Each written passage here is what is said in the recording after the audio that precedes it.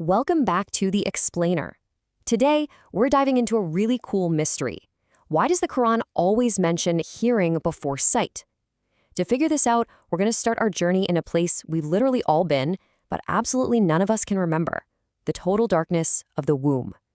Because way before you ever saw a face, before you saw a sunrise, or even knew what colors were, you were already gathering intel on the world. So get this. By the 18th to 20th week of pregnancy, an unborn baby's inner ear is already incredibly developed. Tiny, microscopic clusters of cells actually fold inward, and they transform into this super complex labyrinth of the inner ear. By week 24, you are already responding to the sounds around you. Long before you could recognize a face or see any light at all, your very first relationship began in the dark, just by hearing your mother's voice and her heartbeats. You were listening to the rhythm of her heart, the flow of her blood, the exact cadence of her voice. In fact, studies show that newborn babies recognize their mom's voice almost immediately after birth. Your absolute first connection to the outside world wasn't visual, it was completely auditory. Which brings us to a super fascinating question. Is this biological sequence, hearing, developing, and working way before sight, is that just a modern scientific discovery? Or are we looking at a much older hidden truth? Because when we dive into ancient texts, specifically the Quran, this incredibly specific pattern keeps popping up. There is a consistent 1,400-year-old pattern in the Quran where hearing is almost always placed right before sight. Take chapter 16, verse 78. It says, "Allah brought you out of your mother's wombs knowing nothing, and he gave you hearing, sight, and hearts so that you might give thanks." Just look at that specific order for a second. Hearing, then sight, then the heart. And here's the wild part. This exact same order, hearing, then sight, then the heart, is repeated across multiple chapters without any deviation. So what does this all mean? Is it just a linguistic coincidence? Or is it an incredible reflection of human biology, documented centuries before we even had the technology to look inside the womb? Section 1. The Golden Age of Optics. How Muslim Scholars Mapped the Eye. This intense focus on the senses actually sparked a massive scientific revolution during the Islamic Golden Age. Early Muslim scientists completely debunked the ancient Greek myth that our eyes shoot out light. People literally used to think our eyes acted like flashlights illuminating the world. No joke. Instead, in the 11th century, Ibn al-Haytham proved that the eye actually acts like a camera, taking light in.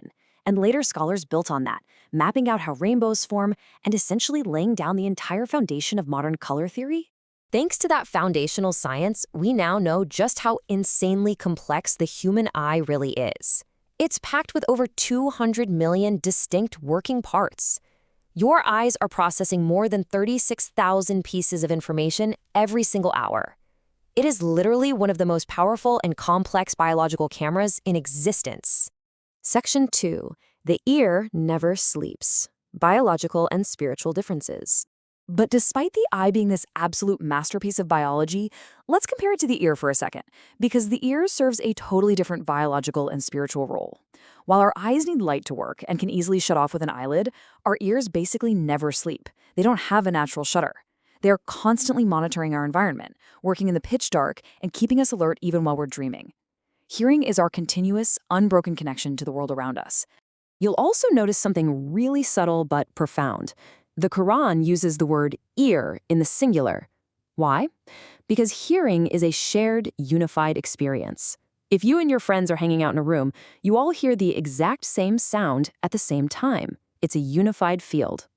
But eyes is used in the plural, because we all actively choose to look at totally different things.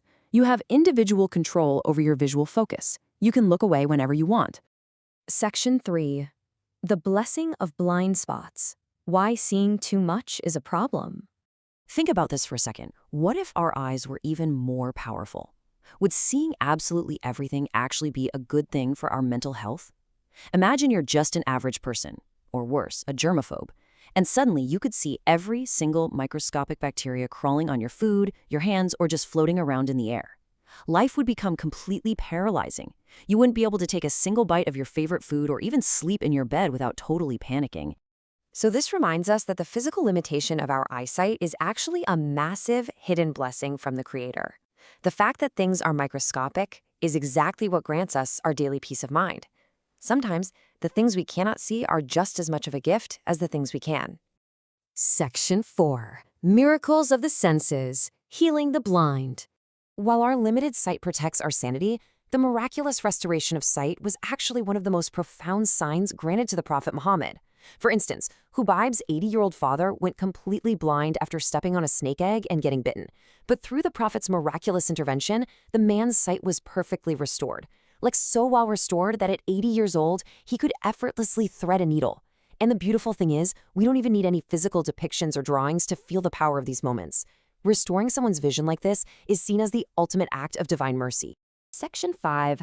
Guarding your inner heart, the spiritual connection. All right, let's tie this all back to the final word in that miraculous Quranic sequence we talked about earlier, the heart.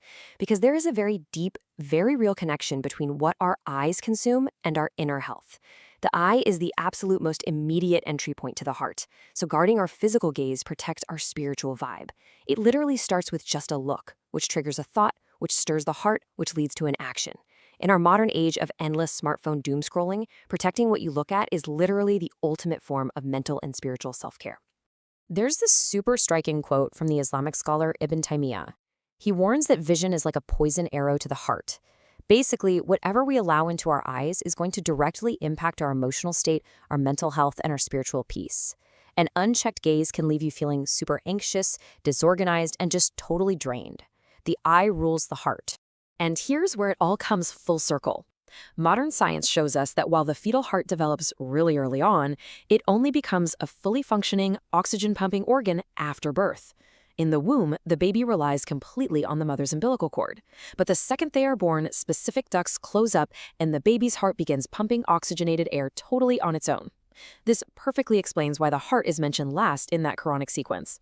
Hearing happens first, psychics in second, and the fully independent breathing heart comes third.